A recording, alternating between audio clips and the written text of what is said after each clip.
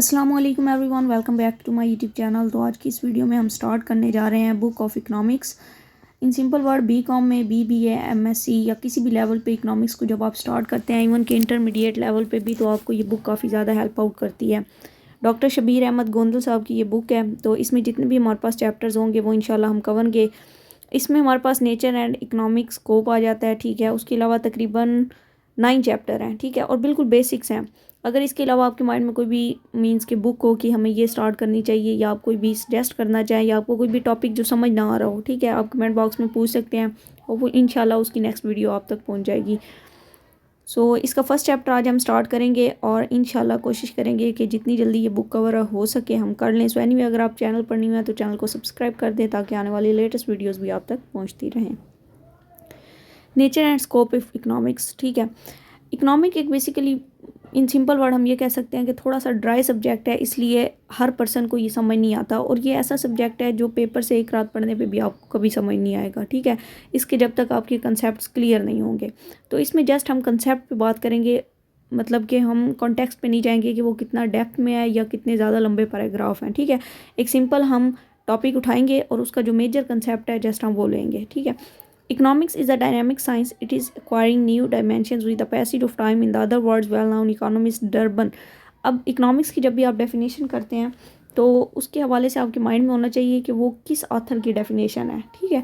अब ये Durban economist थे, उनकी डेफिनेशन है economics is the intellectual religion of the day. अब इन्होंने थोड़ी सी मीन्स के क्रिटिकल वर्डिंग यूज़ किया, जिसकी वजह से अब आपको डेफिनेटली ये ऊपर से ही डेफिनेशन गई होगी, बट सिंपल वर्ड में हम ये कह सकते हैं, जैसे कि डेविड रिकार्डो ने डेफिनेशन दी है, the management of home affairs, ठीक है, कि जब आप अपने घर के जितने भी मामलात हैं, ठीक है, उनकी मैनेजमेंट करते हैं तो उसको भी हम इकोनॉमिक्स कह सकते हैं। Political economy with the passage of time it was realize that political affairs and economic affairs should be discuss separately, ठीक है, कि political economy is something different और इकॉनमी इज समथिंग डिफरेंट, ठीक है। तो इन सिंपल वर्ड इसकी definition हम ये कर लेंगे। अब इसकी ना बहुत ज़्यादा डेफिनेशंस हैं, लेकिन टू द पॉइंट आपने एक या दो डेफिनेशंस कर लेनी है, जिसमें हमारे पास एडम स्मिथ की एक डेफिनेशन है कि economics is a science of wealth, ठीक है, कि इकोनॉमिक्स दौलत की साइंस है, ठीक है। या दौलत के हवाले से जो भी हम डिस्कशन करते हैं वो इकोनॉमिक्स के अंडर आ जाती है। या फिर इसके अलावा हमारे पास कुछ इस तरह की डेफिनेशंस भी है कि it fulfil our unlimited wants with the limited resources, के किस तरह आपने अपने लिमिटेड रिसोर्सेज को यूटिलाइज करते हुए अनलिमिटेड वांट्स को फुलफिल करना है, ठीक है। तो इन सिंपल वर्ड आपने जस्ट इकोनॉमिक्स की डेफिनेशन को माइंड में रख लेना है, ठीक है। उसके बाद अब हमारे पास क्या आ जाता है कि इसको 3 कैटेगरीज में डिवाइड किया गया है। एक क्लासिकल स्कूल ऑफ थॉट है, दूसरा न्यू क्लासिकल, देन मॉडर्न, ठीक है। मॉडर्न अब जो करंट हमारे पास चल रहे हैं उनको हम मॉडर्न इकोनॉमिस्ट कहते हैं। और स्टार्ट कहाँ से हुआ था? क्लासिकल इकोनॉमी से, मीन्स की इन simple word classical school of thought थे, ठीक है। और सेकंड में फिर हमारे पास न्यू क्लासिकल आ गए थे, मीन्स के क्लासिकल में थोड़ी सी जो चेंजिंग हुई थी उसको हम फिर न्यू क्लासिकल कहते हैं। और फिर हमारे पास अब मॉडर्न इकोनॉमिस्ट है। सबसे पहले हम क्लासिकल की डेफिनेशन देख लेते हैं कि क्लासिकल इकोनॉमिस्ट क्या बात करते थे। इकोनॉमिक्स का जो बेसिकली स्टार्ट है वो एडम स्मिथ से हुआ था, ठीक है, जो स्कॉटिश प्रोफेसर थे। उसके अलावा pioneer of classical school of economics, ठीक है। इन सिंपल वर्ड के क्लासिकल इकोनॉमिक्स या क्लासिकल स्कूल ऑफ थॉट का जो स्टार्ट हुआ था वो एडम स्मिथ से हुआ था। और इन्होंने बेसिकली अपनी एक बुक लिखी थी जिसका नाम था an inquiry into the nature and causes wealth of nation, ठीक है। जस्ट इसको वेल्थ ऑफ नेशन भी मोस्टली जगह पे लिखा गया है, लेकिन इस बुक का फुल नेम ये है, जो 1776 में पब्लिश हुई, और इनको फादर ऑफ इकोनॉमीज भी कहा जाता है, ठीक है। इकोनॉमिक्स के जो फादर हैं वो एडम स्मिथ हैं।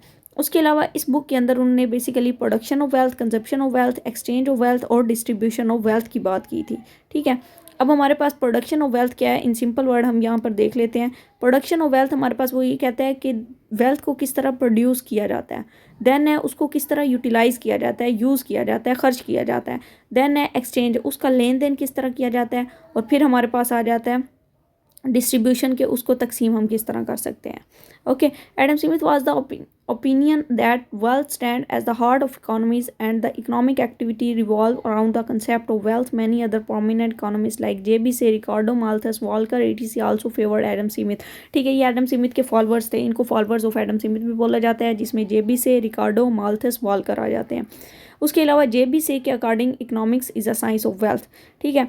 अब ये J.B. Say के अकॉर्डिंग नहीं है, बल्कि ये डेफिनेशन एडम स्मिथ के अकॉर्डिंग है कि economics is the science of wealth, तभी हाईलाइट किया गया, यहाँ पे शायद थोड़ी सी मिस्टेक हुई है। उसके बाद वॉल्कर की डेफिनेशन है economics is that part of knowledge which relates to wealth, ये नॉलेज का एक ऐसा हिस्सा है जिसमें हम दौलत से मुतल्लिक डिस्कशन करते हैं। उसके बाद नटशेल ने डेफिनेशन दी थी according to classical economics of thought, economics is a science which deals with wealth, वही वेल्थ की बात हो रही, ठीक है।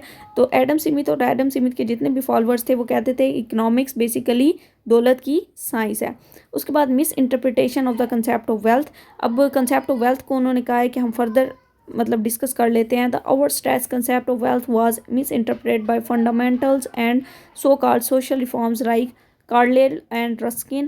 They try to confuse the concept of wealth by confining into money and gold only. On the other hand, wealth is a comprehensive term and it is used all those goods and services which have following three characteristics. In simple word, Carlyle and Ruskin का कहना था कि जो हमारे पास gold है, ठीक है, या फिर हमारे पास मनी है, उसको हम वेल्थ का नाम देते हैं। लेकिन इसमें मतलब एडम स्मिथ या उनके फॉलोअर ने कहा कि नहीं, कोई भी ऐसी गुड्स एंड सर्विसेज जिसके अंदर ये तीन करैक्टरिस्टिक्स हैं उनको हम वेल्थ का नाम देते हैं। अब वो करैक्टरिस्टिक्स कौन सी हैं? पहली है यूटिलिटी। इकोनॉमिक्स में यूटिलिटी का कंसेप्ट काफ़ी ज़्यादा यूज़ होता है, जिसको हम सेटिस्फेक्शन भी कह सकते हैं। For example, the power to satisfy any economic want, कोई भी ऐसी चीज़ आपके पास है जो आपकी माशी ख्वाहिश को पूरा कर रही है, ठीक है, तो उसको आप वेल्थ कहेंगे। ट्रांसफरेबली, कोई भी ऐसी चीज़ जिसको आप एक जगह से दूसरी जगह या एक सेक्टर से दूसरे सेक्टर में मूव कर सकते हैं, उसको भी आप वेल्थ ही कहेंगे। देन हमारे पास है scarcity, a situation in which demand is greater than supply to meet the given wants, ठीक है, कोई भी ऐसी सिचुएशन जिसमें हमारी डिमांड बहुत ज़्यादा है लेकिन हमारे पास रिसोर्सेज कम है, तो उसको भी हम वेल्थ का नाम देंगे, ठीक है। Due to this misconception the definition introduced by Adam Smith and favoured by other classical economist was harshly criticised. उसके बाद इन सिंपल वर्ड के एडम स्मिथ और उनकी जितने भी मतलब फेवर में लोग थे, उनकी डेफिनेशन को काफ़ी ज़्यादा क्रिटिसाइज़ किया गया, ठीक है। उसके बाद the critics like Carlyle and Ruskin called it dismal science, ठीक है। अब डिस्मल साइंस क्या है? Which teach mammon worship and science of bread and butter which preaches materialism. Even Carlyle was so harsh in criticism that he wrote if economics is a science of wealth then it is not less than a pig philosophy. In simple word, Carlyle and क्या name था दूसरे writer का, कार्ले and Ruskin, ठीक है, उनका कहना था कि इकोनॉमिक्स अगर साइंस ऑफ वेल्थ है ना, तो ये किसी पिग फिलॉसफी से कम नहीं है, ठीक है। अब ये पिग फिलॉसफी क्या है ये आपको सर्च आउट करना पड़ेगा, ये जस्ट एक टर्म आप याद कर लीजिएगा, ओके। इन सिंपल वर्ड ये हम कह रहे हैं कि एडम स्मिथ और उनके फॉलोअर ने कहा था कि इकोनॉमिक्स दौलत की साइंस है, जबकि कार्ले एंड रस्किन जो अदर फिलोसफर थे या अदर इकोनॉमिस्ट थे, ठीक है, उनका कहना था कि इकोनॉमिक्स सिर्फ दौलत की साइंस नहीं है, ठीक है। उन्होंने इस पर क्रिटिसिज्म किया था और अच्छा खासा क्रिटिसिज्म किया था।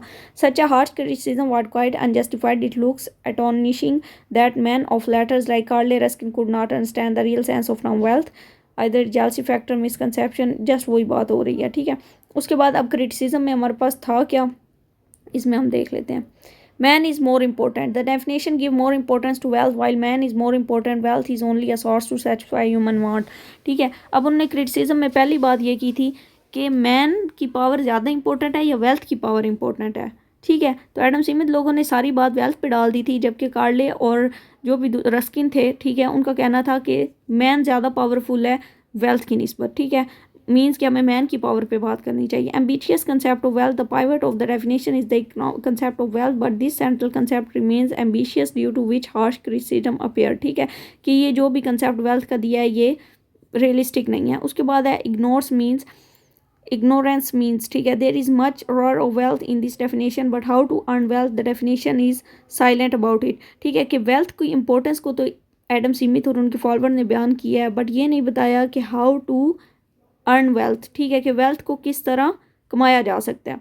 उसके बाद नैरो स्कोप मीन्स कि इनकी डेफिनेशन बहुत छोटे स्कोप पे बात कर रही है, मीन्स के बहुत लिमिटेशंस हैं उसमें। Misconception of economics man, Adam Smith is of the view that a self and centered person is an economic man, while ACPO and other modern economists are of the opinion that a rational person is an economic man, ठीक है।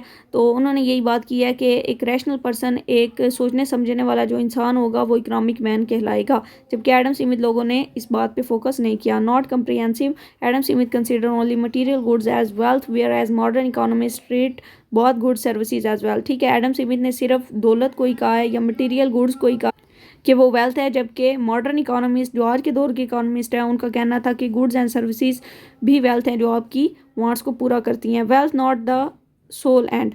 ठीक है, Adam Smith point out that the wealth is the sole end of all economic activities की जितने भी economic activities हैं वो उन सब का जो दारोमदार है वो वेल्थ पे है। जबकि रॉबिन्स या अदर जितने भी मॉडर्न इकोनॉमिस्ट थे उन्होंने कहा है कि man have multiple ends in human life, sorry we have multiple ends in human life, कि सिर्फ दौलत पे ही सारी चीज़ नहीं ख़त्म हो जाती बल्कि कुछ अदर फैक्टर्स भी होते हैं।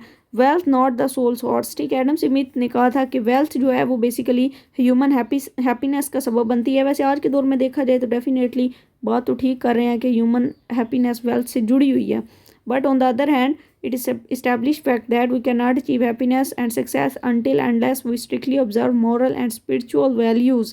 ठीक है, जबकि मॉडर्न इकोनॉमिस्ट का कहना था कि जब तक हम रूहानी या मोरल वैल्यूज़ अचीव नहीं कर सकते तब तक हम हैप्पीनेस अचीव भी नहीं कर सकते। एडम स्मिथ का सारी बात जो थी वो वेल्थ पे आके ख़त्म होती है, जबकि जो मॉडर्न इकोनॉमिस्ट थे वो कहते थे कि वेल्थ से हट के भी कुछ चीज़ है। Conclusion is that despite all few flaws, Adam Smith's definition of economics proved a foundation stone in economic literature। ठीक है, तो एडम स्मिथ ने बेसिकली ये जो भी वेल्थ का कंसेप्ट दिया यहाँ से इकोनॉमिक्स की फाउंडेशन बुनियाद बनना स्टार्ट हुई और आज तक घूमती जा रही है। ठीक है, तो ये हमारे पास बेसिकली क्लासिकल के थॉट्स थे। तो इंशाल्लाह नेक्स्ट अब हम न्यू क्लासिकल के थॉट नेक्स्ट वीडियो में देखेंगे। फिर भी अगर आपके माइंड में कोई ऐसी बुक है जो आप चाहते हैं कि ये स्टार्ट करनी चाहिए, ठीक है, अदरवाइज ये बिल्कुल बेसिक्स हैं और जो ऑलरेडी इंटरमीडिएट की बुक में हमने की हुई हैं, लेकिन यह है कि फ़र्दर उसको थोड़ा सा एलेबरेट करके उन्होंने एक्सप्लेन किया है, तो इसलिए हमने ये बुक स्टार्ट की है। तो इसके अलावा अगर आपके माइंड में कोई कंसेप्ट हैं या फिर कोई भी बुक वगैरह है जो आप चाहते हैं कि स्टार्ट किया जाए तो फिर हम उसको भी फर्दर देख लेंगे। So anyway, thanks for watching. अल्लाह हाफिज़।